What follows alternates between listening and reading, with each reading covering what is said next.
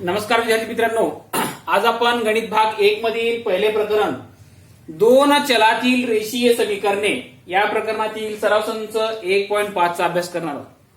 या प्रकरणामध्ये यापूर्वी आपण एक समीक समीकरणे सोडण्याच्या विविध पद्धतींचा अभ्यास केलेला आहे.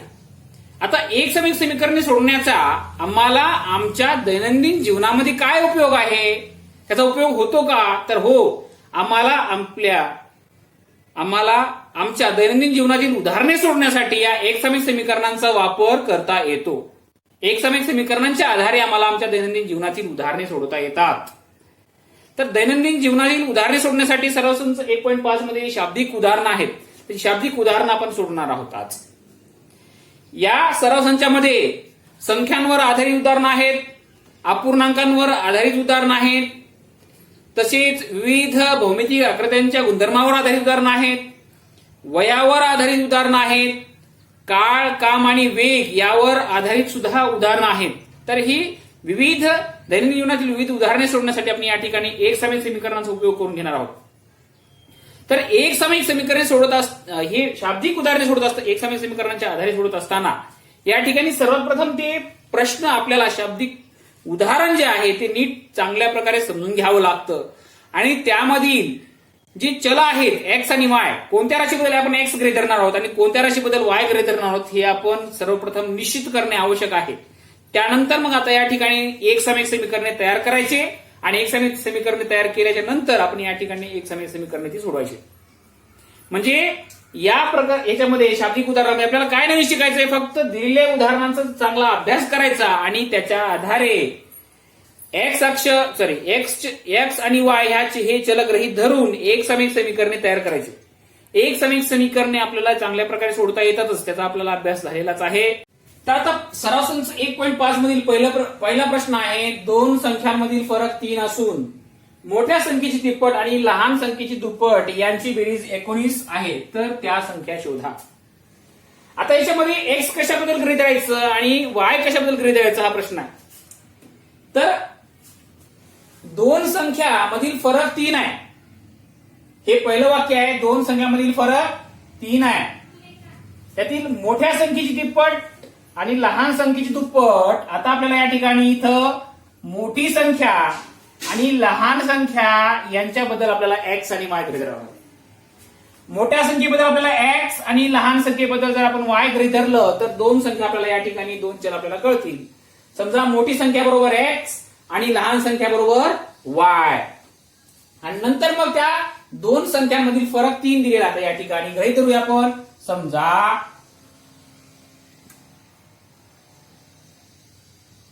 मोठी संख्या बरोबर एक्स आणि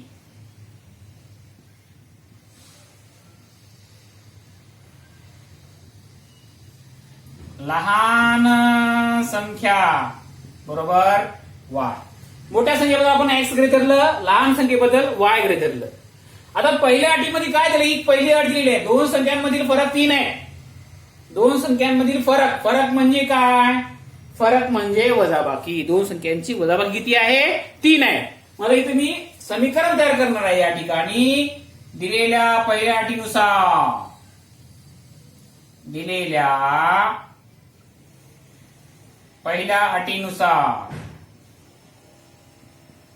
काय अट दिलेली आहे? दोन संख्यांमधील फरक 3 आहे, म्हणजे मोठी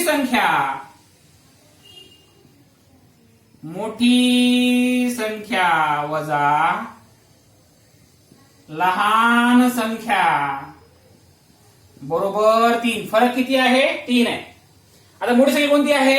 एक्स आहे. लहान संख्या कोणती आहे? वाय आहे. बरोबर 3. हे पहिलं समीकरण तयार झालं, त्याला आपण क्रमांक दिला. आता आपल्याला दुसरं समीकरण तयार करायचंय. दिलेल्या दुसऱ्या अटीनुसार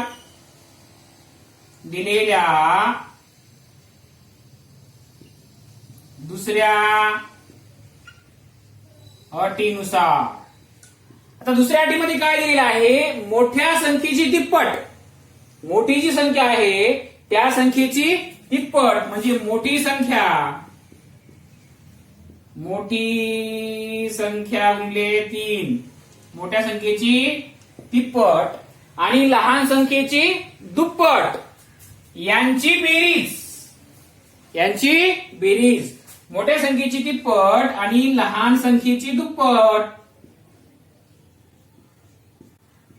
लहान संख्या याची दुप्पट यांची बेरीज किती आहे? 19 आहे. मोठ्या संख्येची तिप्पट आणि लहान संख्येची दुप्पट यांची बेरीज 19 आहे. ही दुसऱ्या अटीमध्ये दिली आहे. पहिल्या अटीमध्ये दिली आहे दोन संख्यामधील फरक 3 आहे. दोन संख्यामधला फरक 3 आहे घेतला आपण, समीकरण तयार केलं. आणि दुसऱ्या अटीमध्ये दिली की मोठ्या संख्येची तिप्पट आणि लहान संख्येची दुप्पट यांची बेरीज 19 आहे. याचं आपल्याला गणिती वाक्यामध्ये आपल्याला या ठिकाणी रूपांतर करायचं आहे. मोठी संख्या आपण x मानलेली आहे. x गुणिले 3 प्लस y गुणिले 2 बरोबर 19. म्हणजेच या ठिकाणी 3x प्लस 2y बरोबर 19. आता हे समीकरण क्रमांक 2. आता ही एक समीकरणे तयार झाली आहेत. पहिलं समीकरण दुसरं समीकरण, या दोन समीकरणांचं वरून आपण हे समीकरण सोडून आपण हे शाब्दिक उदाहरण सोडू शकतो. हे समीकरण सोडण्यासाठी तुम्हाला माहित असलेली बैजिक पद्धतीचा वापर करू शकता किंवा क्रॅमर रूलचा वापर करून हे समीकरण सोडू शकता. तुम्हाला तुमच्या सोयीची जी पद्धती आहे त्या पद्धतीचा वापर आपण या ठिकाणी ही समीकरण सोडण्यासाठी करता येतो आपल्याला या ठिकाणी. तर आता आपण सहगुणक समान करून या ठिकाणी ही समीकरणे सोडण्याचा प्रयत्न करू. ठीक आहे. तर इथं बघा, आता इथं x सहगुणक 3 आहे, इथे x सहगुणक 1 आहे. सहगुणक समान नाहीये. इथे y सहगुणक 2 आहे, इथे y सहगुणक 1 आहे. इथे x चे बी सहगुणक समान नाहीत आणि y चे पण सहगुणक समान नाही. मग आता या ठिकाणी आपण ठरवायचं आहे की x चे सहगुणक समान करायचे का y चे सहगुणक समान करायचे. तर मी म्हणतो या ठिकाणी की y चे सहगुणक समान करायचे. इथं 2y आहे, इथं आपल्याला तर 2y असेल तर प्लस 2y 2y कटून जातं. म्हणून आता या ठिकाणी त्यासाठी समीकरण 1 ला 2 ने गुणूया. समीकरण 1 ला 2 ने गुणू. मग आता गुणाकाराची मांडणी करायची आहे. 2 कंसामध्ये अख्खं समीकरण 1 लिहायचं. x मायनस वाय बरोबर 3. गुणाकाराची मांडणी केली तर गुणाकार करणार आहे. 2 x ला 2x, 2x ला 2x मायनस 2y ला 2y बरोबर 6. हे समीकरण क्रमांक किती आलं? 3. आता x चे सहगुणक समान झाले का? नाही. y चे सहगुणक समान झालेले आहेत आणि बेरीज केली त्याचा लोप पण होऊन जातो, 0 होतात. म्हणून मी या ठिकाणी समीकरण 2 आणि 3 यांची बेरीज करणार आहे. समीकरण 2 व 3 यांचे बेरीज करू.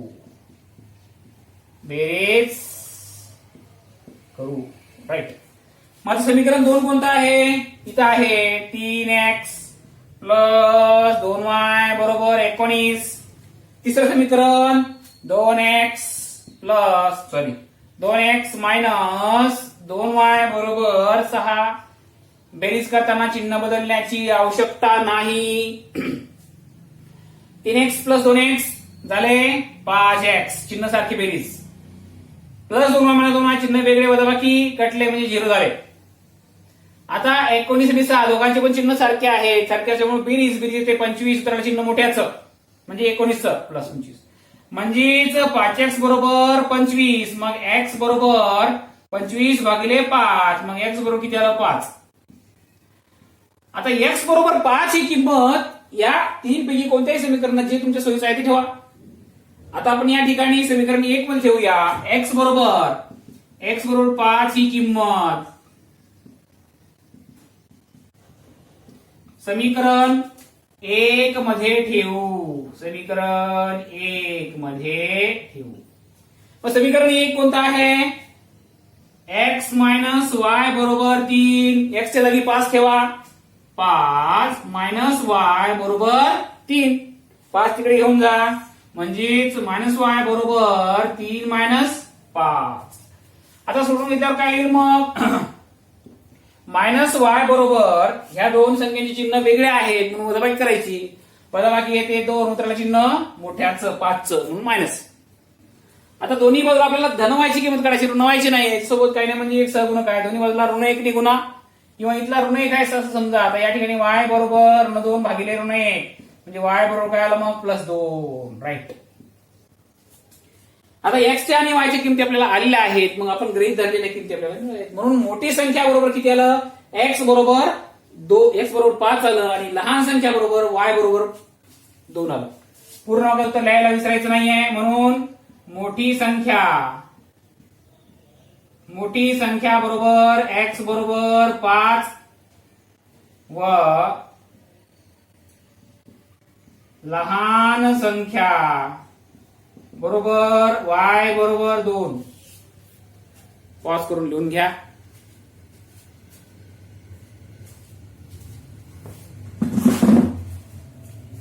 आता पहा, उदाहरण क्रमांक 2 मध्ये प्रतिपूर्ण करा म्हणून दिलेला आहे.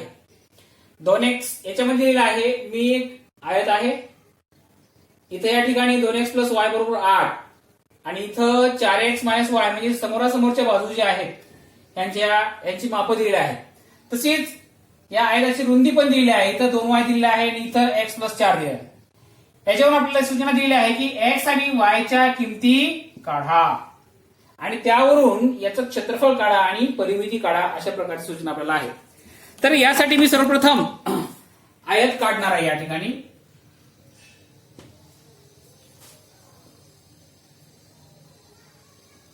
त्यामध्ये सर्वप्रथम एक आयत आपल्याला काढून घ्यायचा आहे. प्रतिपूर्ण करा म्हणून ऍक्टिव्हिटी मध्ये अशा प्रकारचा प्रश्न परीक्षेला आपल्याला येऊ शकतो.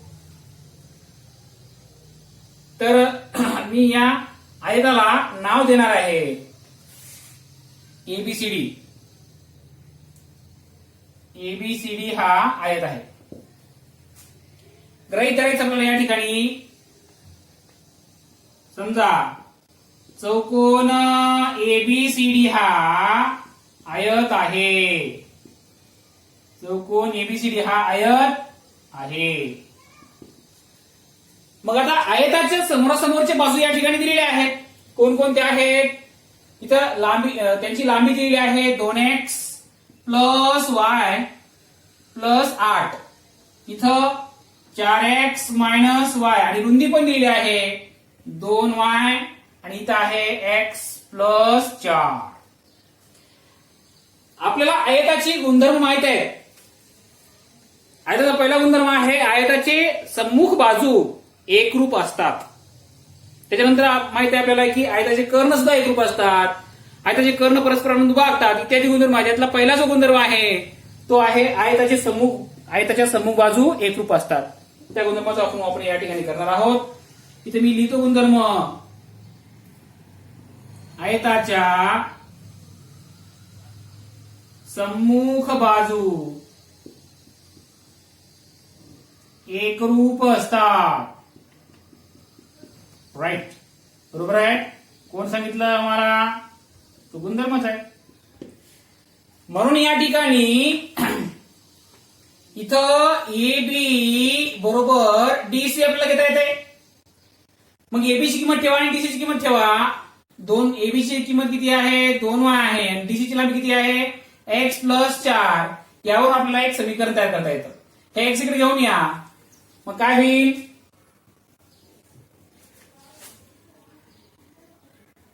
मायनस एक्स प्लस 2y बरोबर 4. हे समीकरण क्रमांक 1. आता आपल्याला असंच आपल्याला घेता येते की एडी बरोबर बीसी किंवा बीसी बरोबर एडी. बीसी बरोबर एडी कारण आयताच्या सम्मुख बाजू आहेत. किमती ठेवून द्या. आता या ठिकाणी बीसीची किंमत किती आहे? 4x आहे मायनस वाय आणि एडीची किंमत किती आहे? 2x plus y plus 8. समीकरण स्टँडर्ड फॉर्म मध्ये मांडा. चलपद डावीकडे संख्या उजवीकडे म्हणजेच या ठिकाणी 4x मायनस वाय हे 2x इकडे घेऊन या. मायनस 2x ही वाय कडे आणा. मायनस वाय बरोबर 8. सोडून घेतल्यावर काय येतं? 4x मधून 2x गेले 2x minus 1y minus 1y minus 2y बरोबर आलं 8. आता पहा हे एक आपल्याला समीकरण मिळालेलं आहे. याच्यामध्ये या समीकरणाला क्रमांक या ठिकाणी आपण 2 द्यायचा. आता पहा x चे सगुण समान आहेत का y चे सगुण समान आहेत? इथं y चे सगुण आपल्याला ऑलरेडी समान येत आहेत. ऑलरेडी समान करायची गरज नाही. म्हणून या ठिकाणी समीकरण 1 आणि 2 यांची बेरीज करणार आहे. समीकरण 1 व 2 यांची बेरीज करू. राईट. मग आता मांडणी करा बेरजेची. -x + 2y बरोबर 4. दुसरं समीकरण आहे 2x - 2y बरोबर 8. बेरीज करताना चिन्ह बदलण्याची आवश्यकता नाही. -1x आणि +2x चिन्ह वेगळे, वजाबाकी 1x सूत्राला चिन्ह मोठ्याचं, +2y - 2y कटले म्हणजे 0 झाले. बरोबर 8 आणि 4 12. म्हणजे या ठिकाणी x बरोबर 12 म्हणून x बरोबर 12 हे उत्तर आलेलं आहे. x ची किंमत. आता ह्याची किंमत समीकरण 1 x बरोबर 12 ही किंमत समीकरण 1 मध्ये किंवा 2 मध्ये तुमच्या सोयीच्या समीकरणामध्ये तुम्ही ठेवू शकता. मी समीकरण 1 मध्ये ठेवणार आहे. x बरोबर 12 ही किंमत, x बरोबर 12 ही किंमत समीकरण 1 मध्ये ठेवू. मग समीकरण 1 आहे -x + 2y बरोबर 4. x च्या जागी काय ठेवायचं 12. मायनस कंसामध्ये 12 + 2y बरोबर 4. सोडून घेतल्यावर -12 + 2y बरोबर 4. म्हणजेच 2y बरोबर 4 हे 12 पलीकडे न्या, +12 होतील. म्हणजेच 2y बरोबर 12 आणि 4 16. मग y बरोबर 16 भागिले 2, y बरोबर येते उत्तर 8. अशा रीतीने आपल्याला या ठिकाणी x आणि y च्या किमती आल्या. त्याच्यावरून आपल्याला आयताची लांबी आणि रुंदी आपल्याला मिळवता येतं. AB ची किंमत म्हणजे AB आणि CD ह्या आयताच्या रुंद्या आहेत आणि AD आणि BC या आयताच्या काय आहेत लांबी आहेत. तर आपण सर्वप्रथम आता या ठिकाणी लांबी काढण्याचा प्रयत्न करूया. लांबी बरोबर आयताची लांबी, आयताची लांबी, आयताची लांबी कोणत्या अक्षराने दर्शवता येते त्या ठिकाणी? कोणती BC म्हणा किंवा AD म्हणा, जेवढी BC ची लांबी आहे तेवढीच AD ची पण आहे. 4x - y, 4x - y म्हणजे 4 गुणिले x किती आली? x आला 12 -y म्हणजे किती आलं 8. 12 चोक 48 - 8 बरोबर किती आलं 40. 40 एकक. राईट. त्याच्यानंतर आपल्याला आयताची रुंदी सुद्धा अशीच आपल्याला आयताची रुंदी सुद्धा मिळवता येते. आयताची रुंदी, आयताची रुंदी आपल्याला या ठिकाणी दोन AB घ्या किंवा CD घ्या. आपण AB घेऊया. बरोबर AB म्हणजे 2y म्हणजे 2 गुणिले 8 8 16 एकक, 16 एकक. आता याच्यावरून आपल्याला काय करायचं सांगितलंय? क्षेत्रफळ काढा आणि परिमिती काढा. मग आपल्याला सूत्र माहित आहे. आयताचे क्षेत्रफळ बरोबर काय? लांबी गुणिले रुंदी. सूत्र लिहिणार या ठिकाणी आयताचे क्षेत्रफळ, आयताचे क्षेत्रफळ बरोबर सूत्र काय आहे? लांबी गुणिले रुंदी. लांबी किती आहे? आताच आपण काढलेली आहे. लांबी किती आहे? 40 एकक आहे. रुंदी 16 एकक.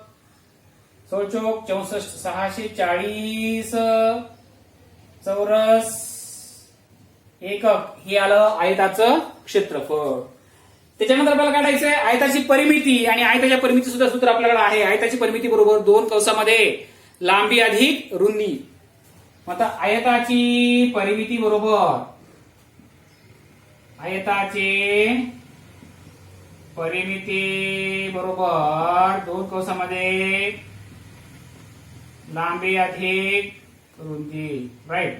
म्हणजे 2 कंसात लांबी किती आहे? इथं लांबी आहे आता आपण काढलेली आहे 40 आणि रुंदी किती आहे? 16 आहे. बेरीज केल्याच्या नंतर 2 कंसामध्ये 40 आणि 50 56 आलं. बेस कंबार 2 11 112 एकक. अशा रीतीनं त्या आयताचं क्षेत्रफळ आलेलं आहे 640 चौरस एकक आणि त्या आयताची परिमिती आलेली आहे 112 एकक. खूप सोपं उदाहरण आहे. घेऊन घ्या पॉज करून.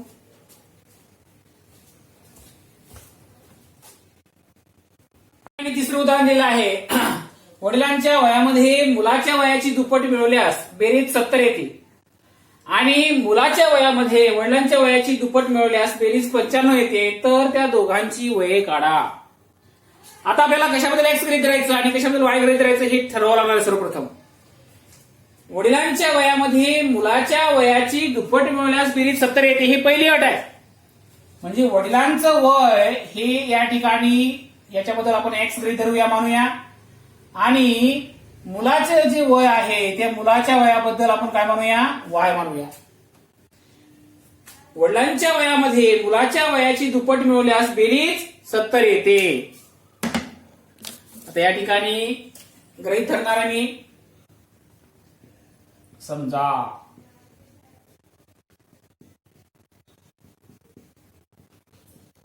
वडिलांचे वय बरोबर एक्स वर्ष, वडिलांचं वय एक्स वर्ष आणि मुलाचे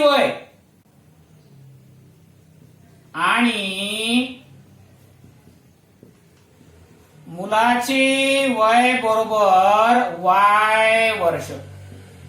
वडिलांचं वय एक्स वर्ष आणि मुलाचं वय आपण वाय वर्ष गृहीत धरले. मग आता पहिल्या अटीमध्ये काय दिलेलं आहे, दिलेल्या पहिल्या अटीनुसार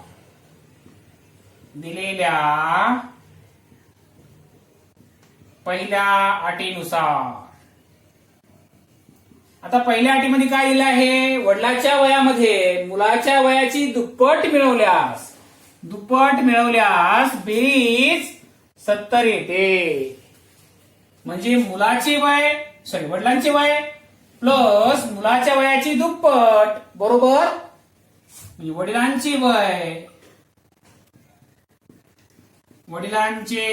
वय अधिक मुलाचे वय त्यांची दुप्पट यांची बेरीज किती येते, 70. दिलेलं आहे वडिलांच्या वयामध्ये मुलाच्या वयाची दुप्पट मिळवल्यास बेरीज 70 येते. ही पहिली अट आहे. इथे ठेवा वडिलांचे वय किती आहे, एक्स मानलं आपण, प्लस मुलाचे वय वाय मानलंय, वाय गुणिले 2 बरोबर 70. म्हणजेच या ठिकाणी एक्स प्लस 2y बरोबर 70 हे समीकरण क्रमांक 1. आता दिलेल्या दुसऱ्या अटीनुसार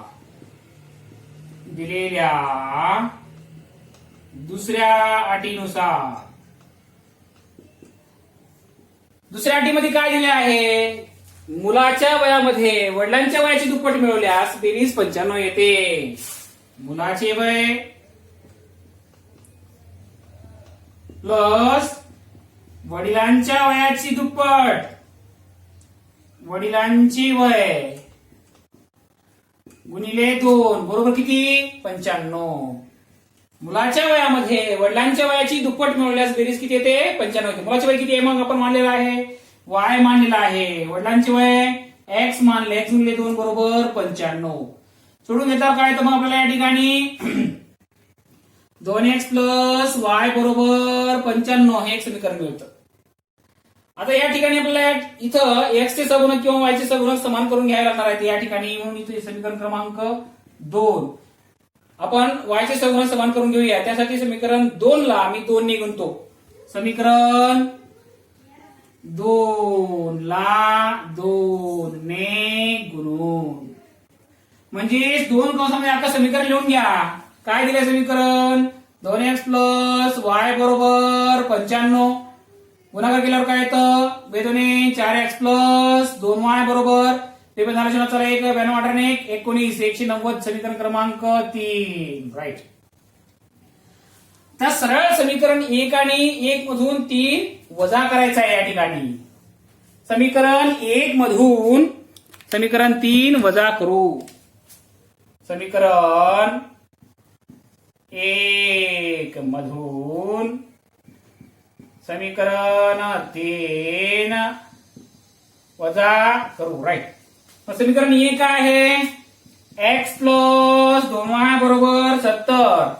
समीकरण 3 काय आहे, 4x प्लस 2y बरोबर 190.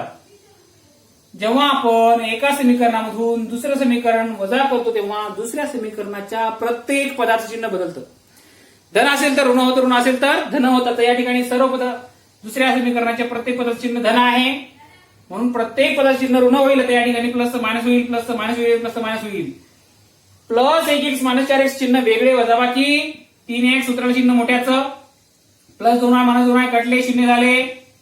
आता प्लस 70 आणि मायनस 190 चिन्ह वेगळे आहेत, वजाबाकी करा, 120 येईल, उत्तराला चिन्ह मोठ्याचं म्हणजे 190चं, म्हणजेच मायनस 3x बरोबर मायनस 120. मग x बरोबर मायनस 120 भागिले मायनस 3, मग x बरोबर किती आलं तर 40 आलं. राईट. आता x बरोबर 40 ही किंमत या तुम्हाला सोयीच्या असलेल्या कोणत्याही एका समीकरणामध्ये तुम्ही ठेवू शकता. आपण पहिल्या समीकरणात ठेवूया. x बरोबर 40 ही किंमत, x बरोबर 40 ही किंमत समीकरण 1 मध्ये ठेवू. राईट. मग समीकरण 1 काय आहे? x प्लस 2y बरोबर 70 हे समीकरण आहे. त्याच्यात ठेवा किंमत, x ची किंमत 40 ठेवा. 40 प्लस 2y बरोबर 70, म्हणजेच 2y बरोबर 70 मायनस 40. आता सोडून घेतल्यावर काय येतं? 2y बरोबर आलं 30, म्हणजेच y बरोबर 30 भागिले 2, y बरोबर आलेला आहे 15. y बरोबर 15. अशा रीतीने x आणि y च्या किमती आलेल्या आहेत. म्हणजेच या ठिकाणी वडिलांचं वय आणि मुलाचं वय कळालेलं आपल्याला. या ठिकाणी पूर्ण वाक्यात उत्तर लिहूया. म्हणून वडिलांचे वय बरोबर x बरोबर 40 वर्ष, एकक लिहायला विसरू नका, आणि मुलाचे वय बरोबर y बरोबर किती आहे? 15 वर्ष. पॉज करून लिहून घ्या.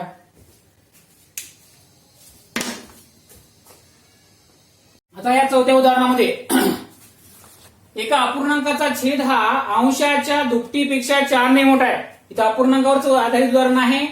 अपूर्णांकाचा छेद हा अंशाच्या दुपटीपेक्षा 4 ने मोठा आहे. जर अंश आणि छेद दोन्ही 6 ने कमी केले तर छेद हा अंशाच्या 12 पट होतो, तर तो अपूर्णांक काढा म्हटलेला आहे आपल्याला या ठिकाणी. अपूर्णांकाचा छेद आणि अंश आणि छेद याच्याबद्दल आपल्याला या ठिकाणी अंशाबद्दल आपण x मानूया आणि छेदाबद्दल y मानूया. ही चला आहे. एका अपूर्णांकाचा छेद हा अंशाच्या दुपटीपेक्षा 4 ने मोठा आहे, ही पहिली अट आहे.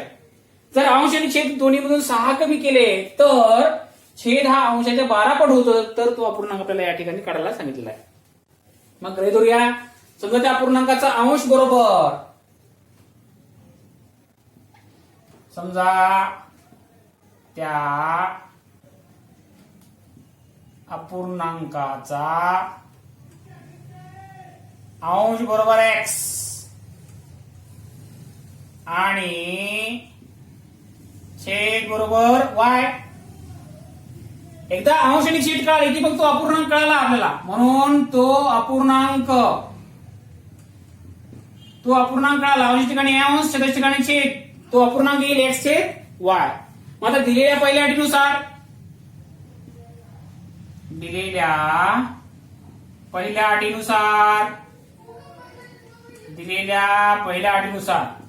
पहिल्या अटीमध्ये काय सांगितलेलं आहे? अपूर्णांकाचा छेद हा अंशाच्या दुपटीपेक्षा 4 ने मोठा आहे. छेद म्हणजे कोण? y हा छेद हा अंशाच्या दुपटीपेक्षा, अंशाची दुप्पट म्हणजे x ची दुपटीपेक्षा कितीने? 4 ने मोठा आहे. अपूर्णांकाचा छेद हा अंशाच्या दुपटीपेक्षा 4 ने मोठा म्हणजे की प्लस 4 करावं लागणार आपल्याला या ठिकाणी. सोडून घ्यायला लागेल. मग y बरोबर 2x अधिक 4, इकडे घेतल्यावर काय होईल? मग मायनस 2x प्लस y बरोबर 4. हे समीकरण क्रमांक 1. राईट. अशा रीतीने आपल्याला दुसरं समीकरण सुद्धा करता येईल. या ठिकाणी दिलेल्या दुसऱ्या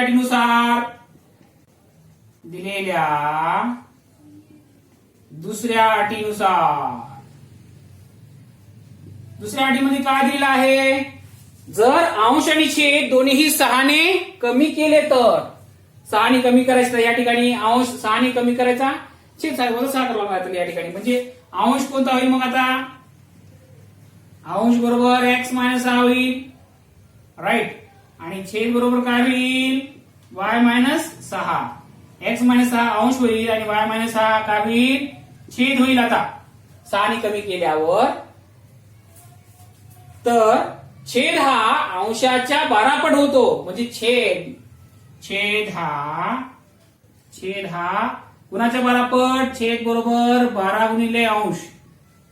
आणि दुसऱ्या अटीमध्ये काय सांगितलंय, छेद हा जर दोन्ही 6 ने कमी केले तर छेद हा अंशाच्या 12 पट होतो, म्हणजे छेद कोणाचा या ठिकाणी y मायनस 6 बरोबर 12 गुणिले कंसामध्ये अंश काय आहे एक्स मायनस 6. मग सोडून घेतल्यावर काय येईल मग आपल्याला y मायनस 6 बरोबर 12x मायनस 12 सकम 72. चल बघा डावीकडे संख्या उजवीकडे हे इकडे घेऊन घ्या. मायनस 12x प्लस y बरोबर मायनस 72 प्लस 6 म्हणजेच मायनस 12x प्लस y बरोबर चिन्ह वेगळे वजाबाकी 12तून 6 गेले 6 राहिले इथे राहिले 6 66 आलं उत्तराला चिन्ह मोठ्याचं मायनस 66. राईट. याला समीकरण क्रमांक फ्रेश 2. आता आपल्याला 1 आणि 2 चा विचार करायचा. एक्स चे सगुणक समान करायचे की एक्स चे सगुणक समान आहेत का वायचे, ऑलरेडी वायचे सगुणक समान आहे. तिथे बी एकाच आहे वायचे सगुणक 1, इथे वायचे सगुणक 1 आहे. म्हणून या दोन समीकरणांची आपण काय करूया, वजाबाकी करूया. तर समीकरण 1 मधून समीकरण 2 वजा करू. समीकरण 1 मधून समीकरण 2 वजा करू. समीकरण 1 काय आहे, मायनस 2x प्लस वाय बरोबर 4. 2 काय आहे, मायनस 12x प्लस वाय बरोबर मायनस 66. जेव्हा आपण एका समीकरणातून दुसऱ्या समीकरण वजा करतो तेव्हा दुसऱ्या समीकरणाच्या प्रत्येक पदाचं चिन्ह बदलतं. धन असेल तर ऋण होतं, ऋण असेल तर धन होतं, हे आपल्याला माहित आहे. या ठिकाणी दुसऱ्या पदाचे चिन्ह, दुसरे जे समीकरणाचे चिन्ह आपल्याकडे आहेत मायनस प्लस मायनस, ते बदलतील. प्लस 12x होईल, आता हे मायनस वाय होईल आणि हे प्लस होईल. या ठिकाणी प्लस 12 आणि मायनस 2 चिन्ह वेगळे वजाबाकी 10x उत्तराचे चिन्ह मोठ्याचं plus plus 1y minus 1y 0. आता इथं या दोघांचे चिन्ह सारखे आहेत म्हणून बेरीज होईल. 66 प्लस 4 आले 70 आलं. म्हणजेच या ठिकाणी 10x बरोबर 70 आलं. मग x बरोबर 70 भागिले 10 आलं. x बरोबर किती आलं मग 7 आलं. आता x बरोबर 7 ही किंमत आपण समीकरण 1 मध्ये ठेवूया. x बरोबर 7 ही किंमत समीकरण 1 मध्ये ठेवू. मग समीकरण 1 काय आहे, मायनस 10x प्लस वाय बरोबर 4. x च्या जागी काय ठेवायचं आपल्याला 7 ठेवायचंय. मायनस 2 कंसामध्ये 7 प्लस वाय बरोबर 4 म्हणजेच मायनस 14 प्लस वाय बरोबर 4 म्हणजेच वाय बरोबर 4 प्लस 14 म्हणजेच वाय बरोबर 14 आणि 4 18. अशा रीतीने आपल्याला x आणि y च्या किमती आपल्याकडे आलेल्या आहेत. मग आता म्हणून या ठिकाणी तर तो अपूर्णांक आपल्याला काढायला सांगितलाय. अंश कळाला, छेद पण कळायला आहे, म्हणून तो अपूर्णांक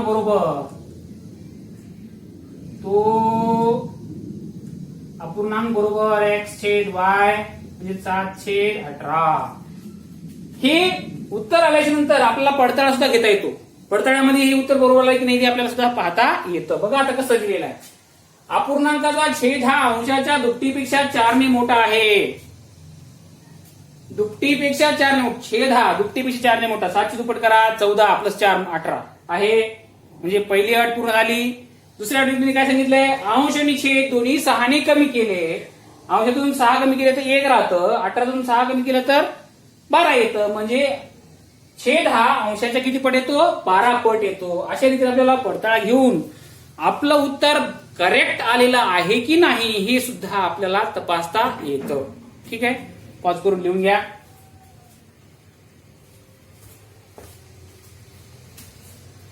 उदाहरणामध्ये दिलेलं आहे 10 टनांची क्षमता असणाऱ्या मालवाहू ट्रकमध्ये ए आणि बी अशा 2 प्रकारच्या पेट्या भरल्या आहेत.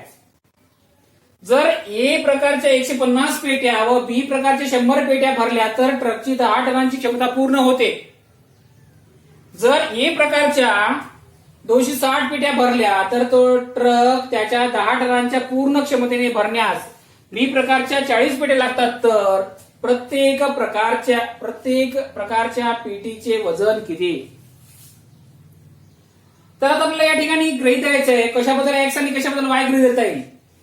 ए प्रकारच्या पेटीचे वजन आणि बी प्रकारच्या पेटीचे वजन, ए प्रकारच्या पेटीचे वजन एक्स टन गृहीत धरूया आणि बी प्रकारच्या पेटीचे वजन वाय टन गृहीत धरूया, किंवा किलोग्राम मध्ये सुद्धा आपल्याला गृहीत धरता येते.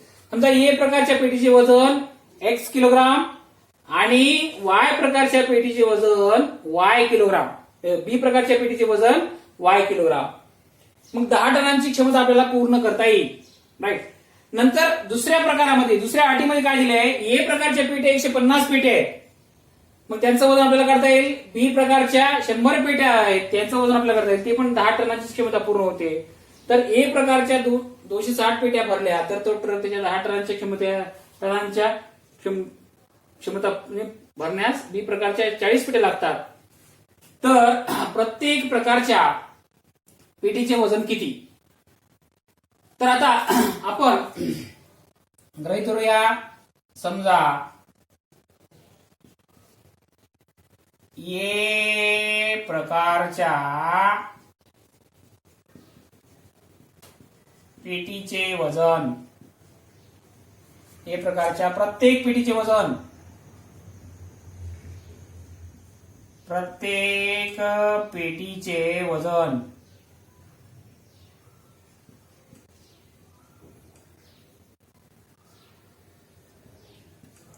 बरोबर एक्स, आणि बी प्रकारच्या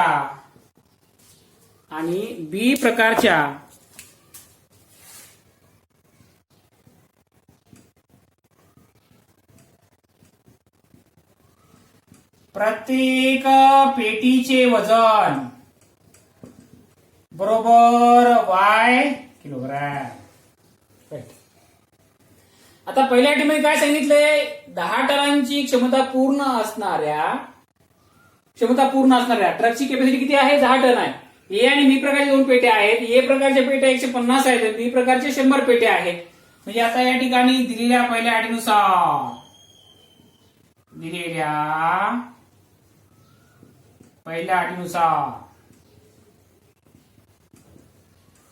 ए प्रकारच्या किती पेट्या आहेत, ए प्रकारच्या 150 पेट्या आहेत, प्लस बी प्रकारच्या किती पेट्या आहेत, 100 पेट्या आहेत. असे मिळून सगळं हे किती होतं, वजन किती होतं, 10 टन होतं. आता ए प्रकारच्या पेटीचं वजन आपण एक्स किलोग्राम धरलेलं आहे, एक्स गुणिले 150 केजी येतं, म्हणजे एक्स केजी गुणिले 150 प्लस वाय केजी गुणिले 100 बरोबर 10 टन. 10 गुणिले 1000, कारण 1 टन बरोबर किती असतं, 1000 असतं. म्हणून आता या ठिकाणी 150 एक्स प्लस 100 वाय बरोबर या ठिकाणी 10,000 आलेला आहे. या प्रत्येक पदाला आपण या ठिकाणी 50 ने भागूया, 50 ने भागू सगळ्यांना, भागिले 50 आणि भागिले 50. 0 bit cancel, 5 3 15 3x plus 0 bit cancel 2y बरोबर 0 बिट कॅन्सल 5 10 पासून 0 पासून 0. अशा रीतीने हे समीकरण क्रमांक 1 आलेला आहे. असंच दुसऱ्या अटीमध्ये पण दिलेलं आहे.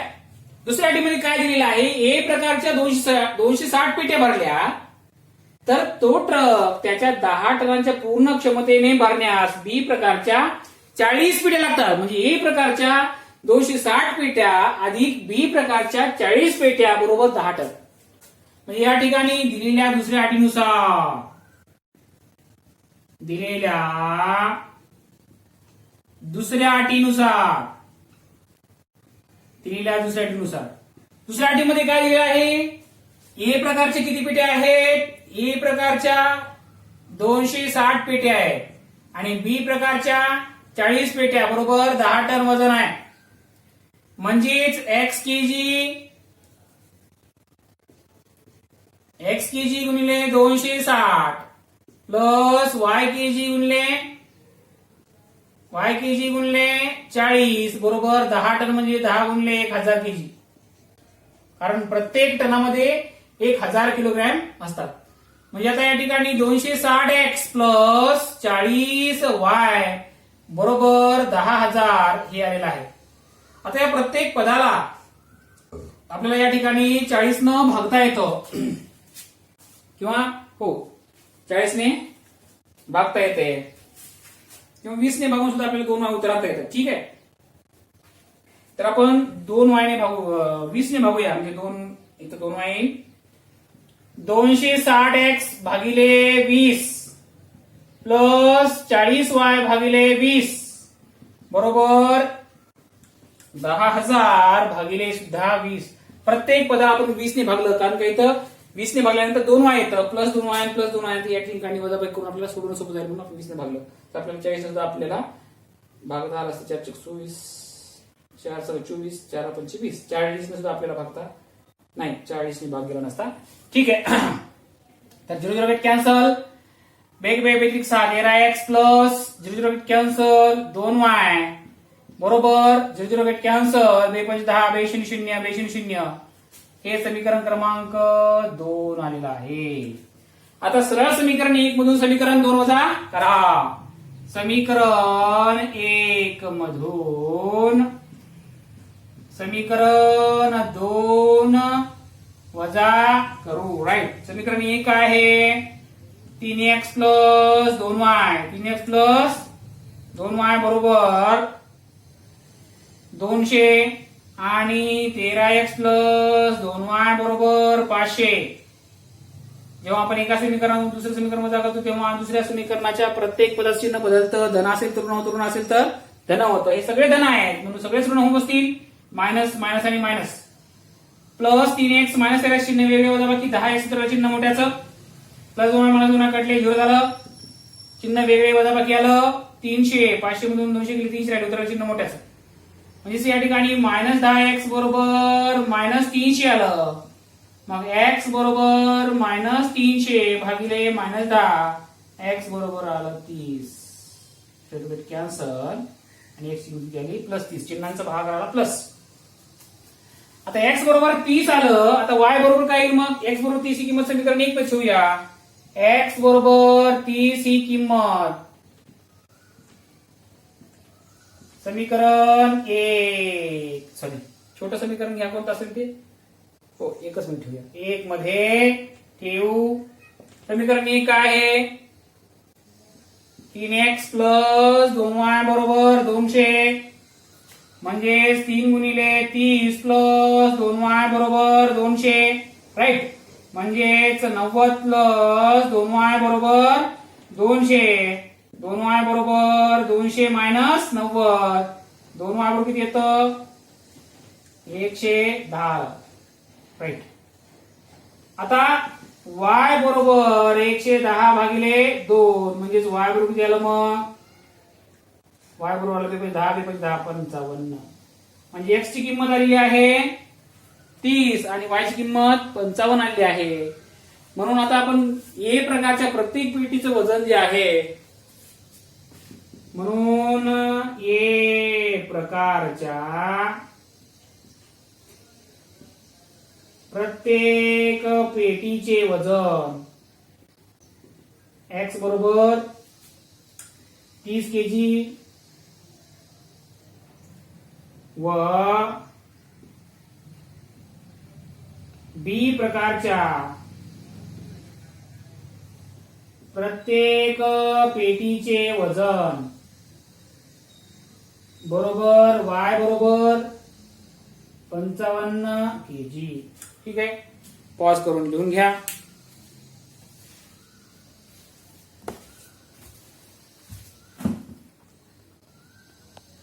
विद्यार्थी मित्रांनो, तर या ठिकाणी सरासरीचं 1.5 मधील हे शेवटचं उदाहरण आहे 6वं उदाहरण.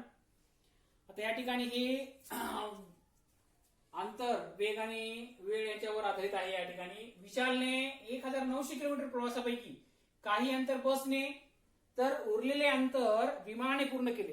काही अंतर कशाने केलं बसनं पूर्ण केलं, काही अंतर विमानाने पूर्ण केले. अशा रीतीनं एकूण अंतर त्याने या ठिकाणी पार केले. बसचा सरासरी वेग 60 किलोमीटर होता प्रति तास. तर विमानाचा सरासरी वेग 700 किलोमीटर प्रति तास आहे. जर हा प्रवास त्याने 5 तासात पूर्ण केला असेल तर विशालने बसने किती प्रवास केला? जे विचारले आपल्याला तेच गणित करावं लागेल. बसने पार केलेले अंतर बरोबर x आणि विमानाने पार केलेले अंतर बरोबर y मानूया आपण. आता या ठिकाणी समजा विशालने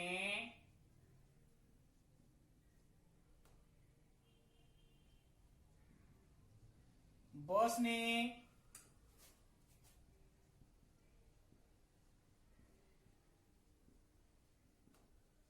केलेला प्रवास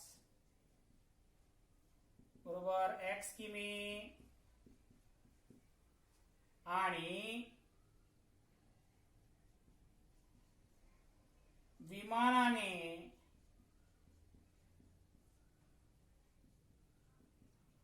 केलेला प्रवास बरोबर y किमी. राईट. आता दिलेल्या पहिल्या अटीनुसार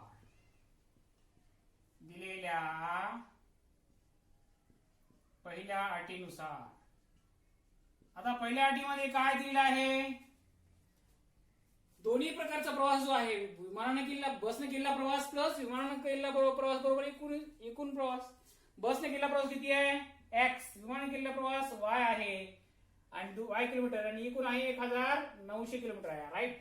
म्हणजे या ठिकाणी बसने केलेला प्रवास प्लस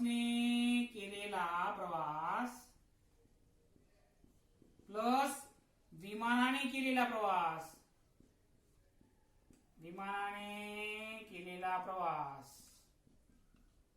बरोबर एकूण प्रवास. आता बसने केलेला प्रवास किती आहे? x किलोमीटर आहे. विमानाने केलेला प्रवास y किलोमीटर मानलेला आहे. पण या ठिकाणी दोन्ही मिळून किती आहे? 1900 किलोमीटर. हे समीकरण क्रमांक 1. आता दुसऱ्या अटीमध्ये काय दिलेलं आहे? बसने काही प्रवास अंतर पार केले आणि उरलेले अंतर विमानाने पार केले. बसचा सरासरी वेग 60 किलोमीटर आहे आणि विमानाचा वेग आहे 700 किलोमीटर प्रति तास आणि हा प्रवास 5 तासामध्ये पूर्ण केलाय. दोन्ही प्रवास मिळून विमानाचा प्रवास प्लस बसचा प्रवास बरोबर 5 तास. आता बसच्या प्रवासासाठी लागलेला वेळ आणि विमान प्रवासासाठी लागलेला वेळ काढावा लागेल. वेळ बरोबर सूत्र आहे अंतर भागिले वेग. राईट. मग आता बसने विशालला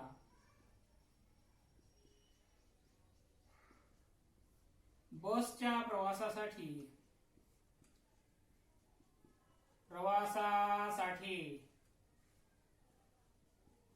लागलेला वेळ बरोबर सूत्र आहे अंतर भागिले वेग. अंतर किती आहे? अंतर x आहे आणि वेग किती आहे? अशी 60 किलोमीटर आहे. एवढे तास. आणि विमान प्रवासासाठी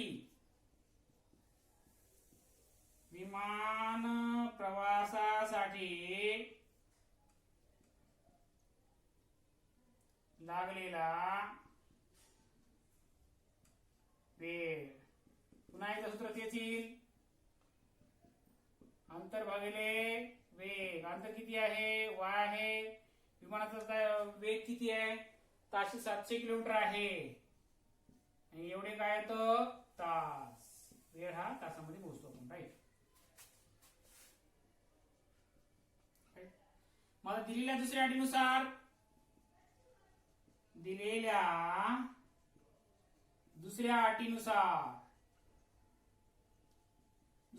काय दिलेलं आहे की दोन्ही प्रवासाला एकूण किती तास लागले? त्याला 5 तास लागलेले आहेत या ठिकाणी. म्हणून बससाठी लागलेला वेळ प्लस विमान प्रवासासाठी लागलेला वेळ बरोबर एकूण 5 तास. आता 60 आणि 700 यांचा लसावी आपल्याला काढायचा आहे या ठिकाणी.